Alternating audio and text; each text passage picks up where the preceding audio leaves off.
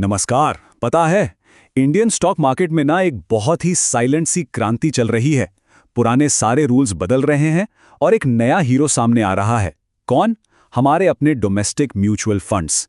आज हम यही समझने वाले हैं कि कैसे ये फंड्स मार्केट के लिए एक शील्ड, एक रक्षक बन रहे हैं और विदेशी निवेश के झटकों से हमें कैसे बचा रहे हैं। तो चलिए कहानी की शुरुआत करते हैं अभी हाल ही के मार्च महीने से। सबको याद होगा मार्केट में कैसा हाहाकार मचा हुआ था।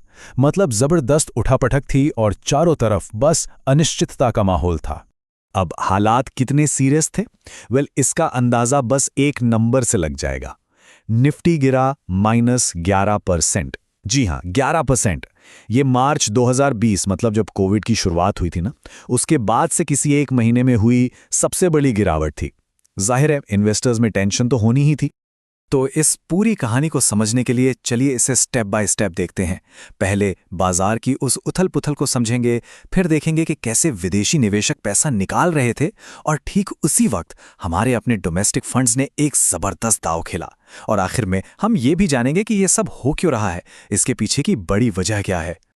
ओके, तो सबसे पहले उस तूफान को ही समझते हैं। देखिए, मार्च महीने की ये जो गिरावट थी ना, ये सिर्फ नंबर्स का खेल नहीं था। इसने मार्केट में एक, कह सकते हैं, एक बहुत ही अजीब सी सिचुएशन बना दी थी जिसने सबको हैरान कर दिया। और यहीं से हमारी कहानी का पहला चैप्टर शुरू होता है।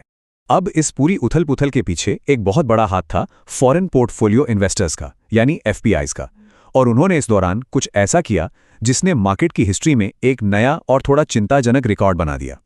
और वो आंकड़ा सच में चौंकाने वाला है। सिर्फ मार्च के महीने में 1.23 लाख करोड़ रुपए की रिकॉर्ड सेलिंग हुई। मतलब ये किसी एक महीने में एफपीआईज की तरफ से अब तक की सबसे बड़ी बिकवाली थी। जाहिर सी बात है, इतनी बड़ी सेलिंग ने मार्केट पर जबरदस्त प्रेशर डाला और गिरावट को और भी तेज कर दिया।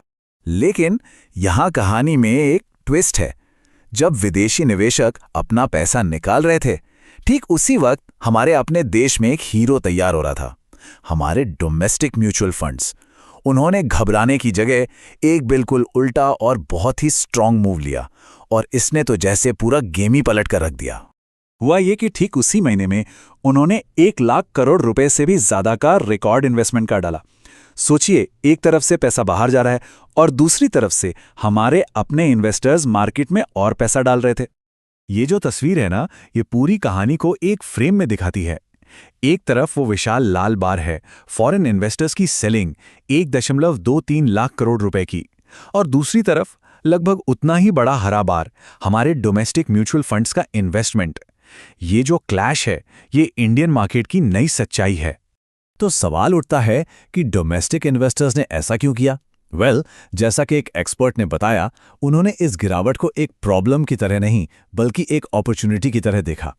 उनके लिए ये कम दाम पर क्वालिटी स्टॉक्स में इन्वेस्ट करने का एक गोल्डन चांस था। तो इस एक्शन रिएक्शन का नतीजा क्या हुआ? इस जबरदस्त डोमेस्टिक इन्वेस्टमेंट ने मार्केट पर एक बहुत ही गहरा और पॉजिटिव असर डाला, और इसी के साथ एक नई पावर उभर कर सामने आई। और इससे एक बात तो बिल्कुल साफ हो गई, इंडियन मार्केट अब बदल रहा है। यह पहले से कहीं ज्यादा मैच्योर हो रहा है। अब हमारे डोमेस्टिक इन्वेस्टर्स का पैसा एक ऐसी मजबूत दीवार की तरह खड़ा है जो फॉरेन सेलिंग के बड़े बड़े झटकों को भी झेल सकता है और मार्केट को एक तरह की स्टेबिलिटी दे सकता है। लेकिन बड़ा सवाल तो ये है कि ये जो हिस्टोरिक चेंज हम देख रहे हैं, ये आखिर हो क्यों रहा है? क्योंकि ये सिर्फ एक महीने की कहानी तो है नहीं। इसके पीछे कुछ बहुत गहरे और लंबे समय से चल रहे ट्रेंड्स हैं जो इंडियन मार्केट के पूरे स्ट्रक्चर को ही बदल रहे हैं। और ये बात बहुत ही बढ़िया तरीके से उन वजहों को बताती है। एक्सपर्ट्स का मानना है कि इसके पीछे कई वजह हैं, जैसे कि बढ़ती हुई फाइनेंशियल अवेयरनेस, डिजिटाइजेशन और लोगों की इनकम में बढ़ोतरी। इन सब की वजह से हो ये रहा है कि लोग अपनी सेविंग्स को अब धीरे धीरे सोना या प्रॉपर्टी जैसी फिजिकल चीजों से निकालकर फाइनेंशियल एसेट्स में इन्वेस्ट कर रहे हैं। और ये कोई 1-2 दिन में नहीं हुआ है। इसके पीछे कई फैक्टर्स हैं। लोगों में फाइनेंशियल अवेयरनेस बढ़ रही है, डिजिटल इन्वेस्टिंग प्लेटफॉर्म्स मतलब एप्स वगैरह बहुत पॉपुलर हो गए हैं, और हाँ, सिस्टमैटिक इन्वेस्टमेंट प्लान यानी एसआईपीज की पॉपुलैरिटी तो हम सब जानते ही हैं। साथ ही पिछले कुछ सालों के मार्केट के स्ट्रॉन्ग परफॉर्मेंस ने भी आम निवेशक को मार्केट में आने के लिए काफी हिम्मत दी है। तो सबसे जरूरी बात क्या है? वो ये है कि हम इंडियन मार्केट के लिए एक नए दौर की शुरुआत देख रहे हैं। एक ऐसा दौर जहां मार्केट का डायरेक्शन तय करने की ताकत अब सिर्फ विदेशी इन्वेस्टर्स के हाथ में नहीं है, बल्कि हमारे अपने डोमेस्टिक इन्वेस्टर्स के हाथ में भी आ रही है। और ये मार्केट के आत्मनिर्भर होने की तरफ एक बहुत बड़ा कदम है।